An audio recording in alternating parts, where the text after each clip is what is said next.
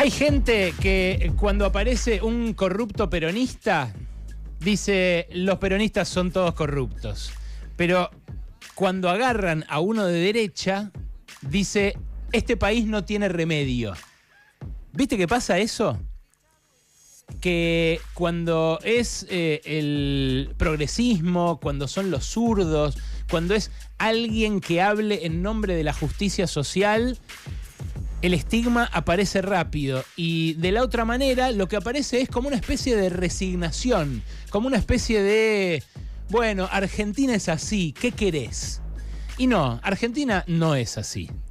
Hay gente también que se indigna ante el funcionario que agarra la cometa, pero cree que el empresario que la paga no tiene otra, que es la única forma de sobrevivir en un país de corruptos. Y que el corruptor, el que entrega de vuelta la guita, el que pervierte el deber de un funcionario público, imponiendo el derecho de las bestias, la fuerza, imponiendo esa guita que los hace a ellos distintos, desiguales de todos los demás, sobre ellos no hay responsabilidad. Bueno, a mí me jode cuando los peronistas chorean, me jode cuando los radicales chorean, me jode cuando alguien que habla en nombre de la justicia social chorea porque justamente pervierte esa palabra, ese valor, porque hace que se haga justificable que después vengan fachos como estos. Pero me jode un poquitito más cuando la derecha chorea. ¿Y por qué un poquitito más? Porque la derecha simultáneamente chorea y nos endeuda, nos empobrece, nos ajusta y nos subdesarrolla. Esta mañana, con cara de piedra, uno de los acusados por este escándalo de corrupción que estalló a partir de los audios de Diego Spagnuolo, compareció en la televisión. Me refiero a Martín Menem, sí, uno de los dos Menem que junto con la secretaria general de la presidencia, con Karina Milei, conforman el triángulo de hierro de la corrupción, el Karina Menemismo. Lule Menem, subsecretario general de la presidencia, Martín Menem, presidente de la Cámara de Diputados, y la propia Karina Milei. Martín Menem, que parecía un inexperto, un novato ante las preguntas amigables que le hacía Antonio Laje esta mañana, decía cosas como esta. ¿No crees que la emergencia por discapacidad o la emergencia, por ejemplo, del Garraham son errores haber vetado esas leyes? No, errores no son. Vetar esas leyes no, si son impagables. ¿Con qué la vamos a pagar, Antonio? Con más inflación, digamos, emitiendo de nuevo sin respaldo, como hizo el kirchnerismo 20 años, que estuvo de joda con la maquinita de imprimir. ¿Cómo la vamos a financiar? ¿Subiendo de nuevo impuestos y cargándole al sector privado todos los desbarajustes del sector público? ¿Cómo lo vamos a pagar? ¿Tomando deuda de nuevo, que donde no podemos entrar a ningún mercado, porque hemos sido un defolteador serial? Yo te tiro una idea, Martín. ¿Sabés cómo podés bancar la emergencia en discapacidad? Dejando de chorear, haciendo que deje de chorear Karina, haciendo que tipos como Spagnuolo paguen su culpa, porque ahora algunos lo quieren hacer ver como un justiciero, cuando el chabón decía estas cosas del audio hace un año, y cuando permaneció durante todo el último año, van a ver durante el resto del programa, no solamente al frente de esta agencia que maneja fondos millonarios, sino yendo permanentemente a la Quinta de Olivos y a la Casa Rosada. Esto que estamos viviendo es el menemismo con redes sociales. Está todo a la luz del día. Hace un par de semanas un teórico de la comunicación decía Franja de Gaza es Auschwitz con cámaras. Bueno, esto es Gostanian con Twitter, loco. Esto es Vico con Instagram. Está a la luz del día todo lo que pasó, todos los ingresos, todas las selfies, todos los cruces, todas las decisiones administrativas y ahora los audios de un tipo que era capaz de decir en un momento que a Karina Milei le llegaba el 8% porque había aumentado las coimas desde la época del peronismo. Y es muy típico lo que ocurre con los antiperonistas. Es algo que ocurre todo el tiempo, que ante una situación así digan, la Argentina siempre fue lo mismo. La caja de los discapacitados siempre fue un botín político y los que pagan son los pacientes. Cambian los gobiernos, pero la guita se la llevan. Y yo todas las mañanas me tengo que levantar y laburar de las 7 de la mañana. No, maestro, no es todo lo mismo. Los que chorean tienen que ser juzgados y los que no chorean tienen que ser los que administren la cosa pública. Pero no alcanza con no chorear para ser un buen gobernante. Eso es a lo que nos empujó la última epidemia de corrupción, la de los años 90, en la cual la vara quedó muy baja. Y eran los tíos, los padres, los tíos abuelos de estos Menem, que aparecen ahora probando Ferraris en la isla de Nordelta, porque el dueño de la droguería que recibía los sobreprecios para después hacer los retornos a los adictos a la guita que nos gobiernan, les prestaban esos autos de carrera para que se solacen un rato al sol. No es lo mismo, no es que la corrupción no tenga camiseta. La corrupción es de los corruptos. Y los corruptos de derecha lo que hacen es decir, no hay plata para las asignaciones para los discapacitados. Pero al mismo tiempo se llevan una cometa de eso que están ajustando. Me hizo darme cuenta Jorge Fontevecchia en un editorial que publicó en la contratapa del diario Perfil.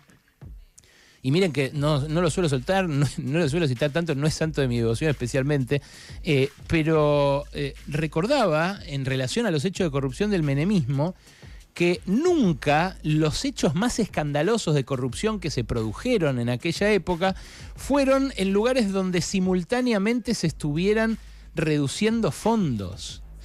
Esto que ocurre ahora es una conjunción de lo peor del ajuste y lo peor de la corrupción. Esto que ocurre ahora a la luz del día es algo que hacen los corruptos en gobiernos como este, que recortan después de haberle dicho, por ejemplo, a la mamá de Ian Moche, que era una injusticia que ellos paguen peaje y ella no.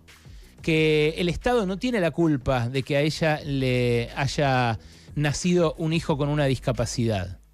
Bueno, la verdad, lo que ocurre en este caso es algo muy evidente. La pregunta es, ¿cuánto le jode a la sociedad? ¿Nos jode la corrupción cuando aprieta el cinturón? ¿Nos está apretando ahora? ¿Tiene que pasar un tiempo para que joda y las denuncias del principio se acumulan todas y recién cuando transcurre ese desgaste empiezan a calar en la sociedad? ¿No es todo un poco más acelerado ahora en los tiempos de las redes sociales, en esta pospandemia de ciclos cortos, en la cual nadie reelige, en la cual todos nos hartamos rápido de todas las cosas? Bueno, yo la verdad que dudo. Pero lo que salió esta mañana son nuevos audios de Diego Españolo, donde empiezan a aparecer otros personajes del mismo gobierno que él parecía integrar en su vértice, al menos políticamente, por su acceso al presidente en el microcine de Olivos, en el chalet de Olivos, en la Casa Rosada y en muchos otros lados. Escuchá este nuevo de esta mañana, fresquito. No, esto está implosionando de adentro. Medio pelotuda también, Sandra. Medio pelotuda. Y este también, escuchá. O sea, la mina ya se la re pelotuda, ¿me entendés? Javier desentendido de todo. Claro, Diego Españolo fue abogado penal personal de Milei. Es el abogado que lo sigue representando en los juicios contra periodistas que llevó adelante durante el año pasado. En este caso, estos audios, cuando dice está implosionando desde adentro, probablemente se refiera a otro escándalo, al de los alimentos que compró el Ministerio de Desarrollo Social y que dejaron pudrir en los almacenes de Villa Martelli. Pero claro, el tipo intercedía en todo aquel lugar donde hubiera un intersticio entre lo público y lo privado, entre la corrupción y lo empresarial. Y en este caso, la empresa que aparece es una empresa muy poderosa. La suizo-argentina se convirtió en la empresa, en la droguería más importante de la Argentina, a caballo de lo que consiguió el año pasado de los hermanos Milei. Pasó de firmar, según publicó esta mañana La Nación, contratos por 3.900 millones de pesos en 2024 a contratos por 108.000 millones de pesos en lo que va de 2025. Y el contrato más grosso se lo firmó el ministro de Salud, Mario Lugones, que está en el ojo de la tormenta ya por el fentanilo, que no controló, que producía HLB Pharma en un laboratorio todo sucio, que la ANMAT, bajo su órbita, no ordenó clausurar cuando debía hacerlo en diciembre del año pasado, antes de que se murieran los 100 pacientes que usaron ese fentanilo contaminado. Claro, son choreos en áreas donde además todo termina deshecho. Por eso digo que roban y deshacen, no para disculpar, exculpar o ser indulgente con los que se decía roban pero hacen. No creo que haya que elegir entre unos y otros. No tiene por qué robar el que administra la cosa pública. No es verdad, como escribió una vez, me acuerdo, un historiador, Hernán Brienza, en un contexto de defensa del kirchnerismo, de que la corrupción servía para que la democracia se haga más plebeya.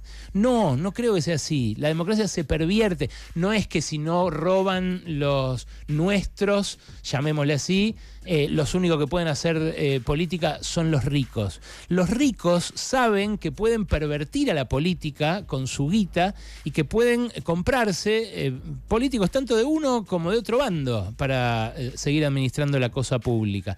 Pero en estos casos, cuando saltan a la luz los mecanismos de corrupción a gran escala que tiene que aplicar alguien que busca chorear así de a un palo verde por mes, terminan complicados igual ellos. ¿Por qué? Y bueno, porque de algún modo ser tan rico como los Kovalevker, tan rico como los Macri, es algo que se defiende, si es preciso, con las armas de la corrupción. Es tan injusto que alguien viva en el lujo en el que viven los magnates hoy, en el siglo XXI, que esa injusticia va a generar enojo en algún momento en la sociedad. Bueno, la forma de contener ese enojo y de compensar lo que pueda llegar a generar la democracia para evitar tamaña desigualdad es chorear para la corona. En este caso, chorear para alguien que los considera a estos empresarios héroes, a tipos como los Kovalevker, que fueron grandes aportantes de la campaña de Macri y grandes aportantes también de la campaña de Milei. Lo que tiene de particular este choreo es que en el medio están deshaciendo, están rompiendo el Estado desde adentro, desarmando un montón de prestaciones para gente que lo necesita y desarticulando áreas que vienen justamente a enmendar esa inequidad tan insultante, tan lacerante que tiene hoy el capitalismo acá en Argentina y en otros lugares también. Bueno, ¿saben qué? Los que roban y deshacen quedaron a la luz del día, quedaron al desnudo. Está muy en evidencia lo que hicieron. ¿Qué hará ahora la justicia? Es una primera pregunta. ¿Y qué hará ahora la sociedad? Es otra. Y respecto del establishment, hay una pregunta interesante también para plantearse, que es, si esto sale a la luz ahora, ¿es porque le están soltando la mano? ¿Es porque quieren que Milei pierda en septiembre, que pierda en octubre? Yo tiendo a creer que no. Tiendo a creer que quieren que siga, pero más domesticado todavía, más disciplinado todavía, bien débil, como quiere la derecha que sea un líder de la democracia. Un tipo que ejecute los ajustes, pero que esté bien condicionado, bien lleno de mierda, para que no se les pueda retobar en nada. Creo que eso es lo que está pasando. Y si Milei no era lo suficientemente servil a ese ajuste, ahora creo que lo va a hacer más. Los que roban y deshacen están en la cuerda floja, pero eso no quiere decir que se vayan a caer. Pasaron cosas. Alejandro Berkovich en Radio con Vos. Pasaron